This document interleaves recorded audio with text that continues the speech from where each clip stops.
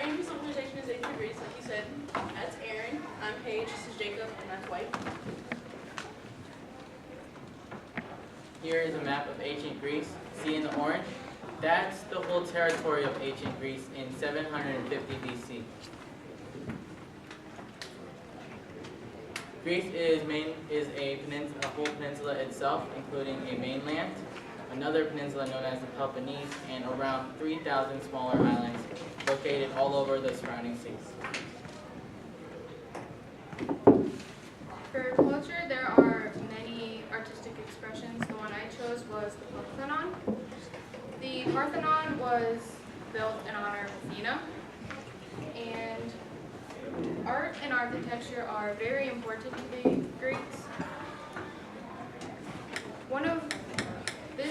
The Parthenon is one of the most famous structures in Greece and in the world. The structure was originally called the Temple of Athena the Greek. This is a picture of the pillars that were made to hold up the whole structure of the Parthenon, and the parts are labeled in this. This picture is the actual Parthenon in Greece.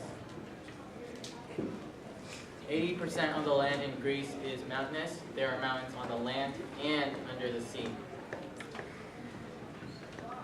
That's a map showing the different mountains located in Greece. And those are the Pindus Mountains. Mount Olympus is the highest mountain in Greece, for it is 2,919 meters tall. It is also known as a religious spot because the Greeks thought of it as the home of the gods. That's Mount Olympus in real life. And that's Mount Olympus shown in mythology. The climate of ancient Greece. Greece has a normal Mediterranean climate with warm, mild, and dry summers, but the winters are very cold and rainy. The Greeks that lived on the islands in the Aegean Sea received a lot of rain showers and thunderstorms. Some say they were actually caused by Zeus himself. He would get angry. And this is a climate map showing the different climate zones that fall into the Mediterranean climate. Basically, the only body of water surrounding Greece is the Mediterranean Sea, but it can be broken down to the Ionian Sea, the Aegean Sea, the Myrtoan Sea, and even much more down the line. That's a map showing the different parts to the Mediterranean Sea. Water, huge deal. The Greeks had more water than they had land, and so they took advantage of this, and most of them would be fishermen, traders, and sailors. Like I said before, Greece was covered in mountains, and so they couldn't grow many crops in the rocky soil. That's a picture of Greek ships because sea travel was also a big deal. And that is Greek farmland. The activities of recreation were hunting, fishing, aquatic sports. A popular toy in ancient Greece was the yo-yo, and a popular game that the kids played was hoop. And the kids played hoop out in the streets, and it consists of a big hoop and a stick, and the kids had to roll the hoop with the stick. The clothing that ancient Greek people wore was originally homemade. Women and men both wore sandals, slippers, boots, or soft shoes when they went into town. And when they were home, they just went barefoot. Women usually wore a heavy rectangular cloth that was called a peplo. And the men wore a chiton. And a chiton is a lighter linen cloth and these cloths would be wrapped around the mid-body for the most part, the only things that grew in Greece were barley, wheat, olives, and grapes. The barley and wheat would be planted in the fall, and they would be harvested in April and May. The olives were harvested from November up till February, and the grapes were harvested in September. With the crops, they made porridge, bread, olive oil, wine, and raisins.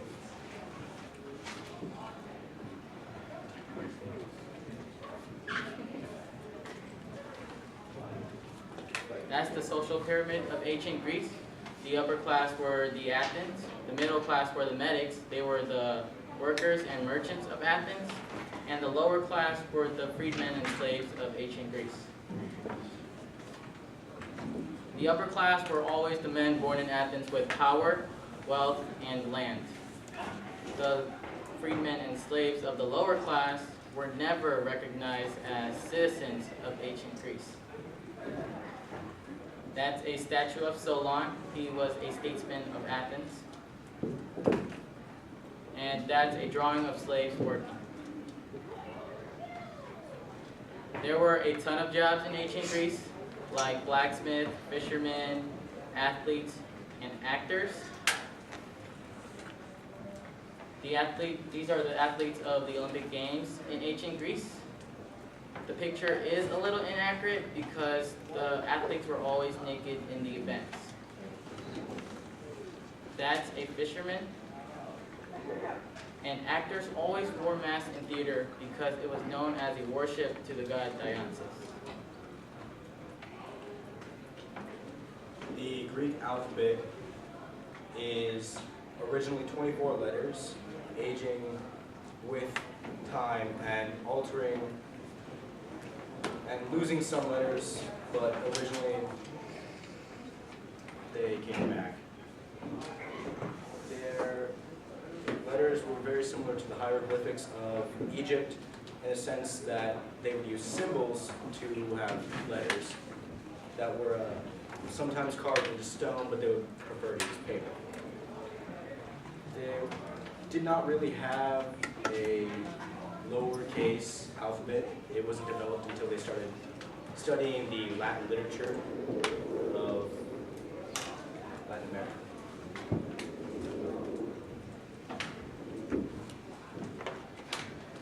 For culture, there were two major written expressions, which is the Iliad and the Odyssey. The Iliad tells a story of the two Bronze Age Greek alliances fighting against each other in battle.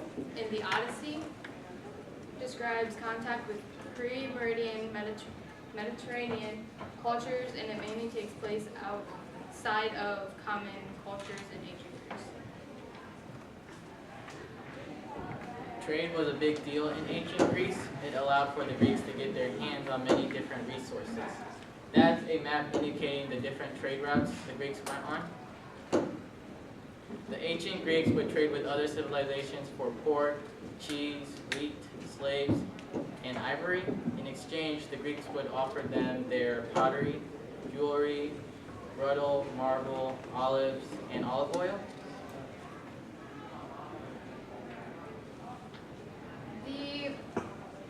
There were major Greek gods and goddesses, which were a very big part of mythology.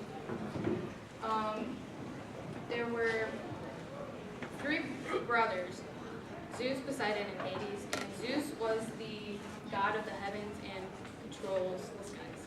I am Zeus. Hades is the god of the underworld. Foolish mortals.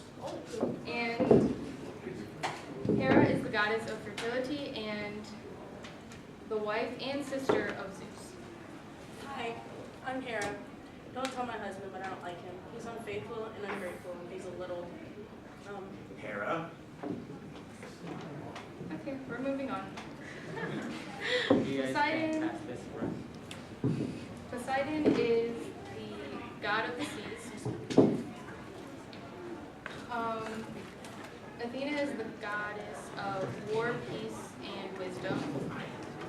Apollo is the god of medicine, music, prophecy, poetry, and a lot of other things like that. Ares is the god of war specifically, and Aphrodite is the goddess of love, also known as Cupid in Roman terms. This is a picture of the Greek gods and goddesses. In this picture, there are some gods and goddesses added to it, and some are not in it, with just like Hades. And this is a picture of Hades.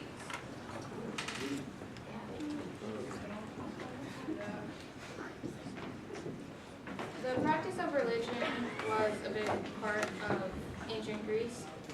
Ancient Greeks believed in theology, afterlife, mortality, and mythology. They also believed in what is called an underworld. The underworld is a place where spirits and souls went after death. There are many areas in the underworld, and a big part of the underworld is Tartarus. And Tartarus is where the damned souls and the damned spirits went after death. The Greeks had an exquisite mythology which consists of heroes, monsters, gods, and goddesses. This is a picture of the Greeks sacrificing to the gods, and they usually sacrifice food right before they eat dinner or any meal. The impact of religion was well known. Like I said before, the Parthenon was a very big part of the religion. And like I said before, the most famous pieces of literature was the Iliad and the Odyssey. The Oracle of Delphi was a huge influence on religion, and the oracle was consulted before wars, any major event that was happening in Greece. And this is a picture of the Oracle of Delphi, creating the prophecies of what was going to happen before that major event. Ancient Greece didn't have currency until 600 BC, and when they started using currency, the different cities used their own type of currency. That's why they had money changers that would exchange the different types of currency for a 6% fee. The drachma was the most used and most popular currency of ancient Greece because of the large trade network in Athens. The jobs such as sculptors and doctors would pay around 6 drachmas daily, whereas an average worker only gets up to 2 drachmas a day. The money bought them a home from 400 to 1,000 drachmas, and a gallon of olive oil, which would cost 5 drachmas. That's the Athens tetradrachm. They are also known as owls.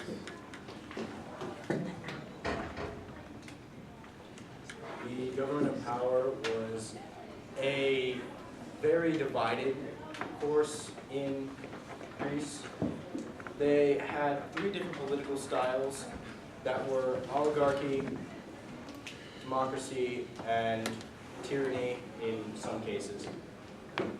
And Athens is very well known for their creation of democracy, although it is very different than ours. They still did have every citizen that was registered able to vote and show who their leader would be. However, they always had 2 kings at a time, 2 leaders to run the country.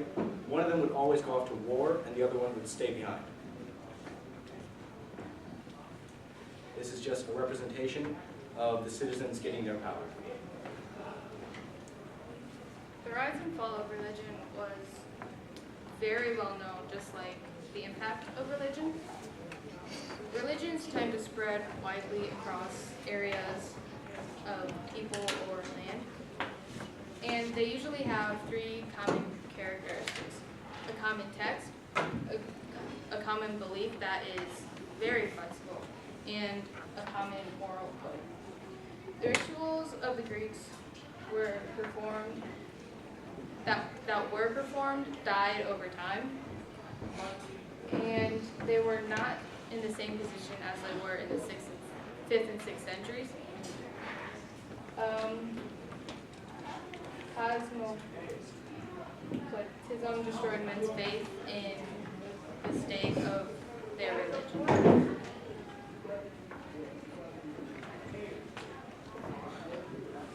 Leaders in the power were distributed amongst those two kings. And there were two very popular ones. They were Pericles and Socrates. The war king usually was off and away from his country and city-state for far more than the other king was. So he was not given as much control over the city-state. And either king could veto the other one's thoughts. However, the king to stay behind in the city-state had usually more control because he had more people to back him and the citizens would trust him. This is a sculpture of Socrates from the Louvre. And this is Pericles of war.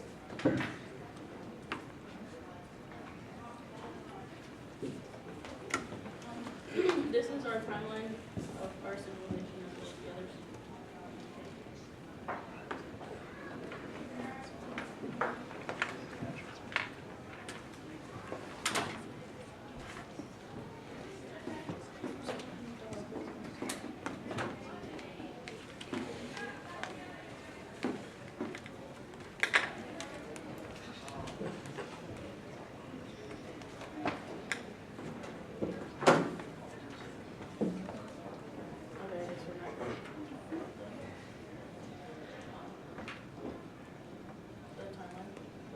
Paige, did you want to maybe talk to people about what you're doing with your documentary? I Your wasn't planning idea? on showing the documentary, but what I was doing was I was going to talk about the three main gods, the brothers of the religion. I was going to focus on the religion, but I found it more interesting, and I talked to a few people, and they found the religion the most interesting topic. So I was going to focus on the religion and talk about how the three brothers, Zeus, Poseidon, and Hades, how they interacted with each other and how they got along and how they worked together as ruling the country. Because when ancient Greece, when the civilization was left from the brothers' parents, those three were put in charge, but they didn't always work well with each other. So that's what I was going to focus on, is how they got through and kept the civilization going as long as they did.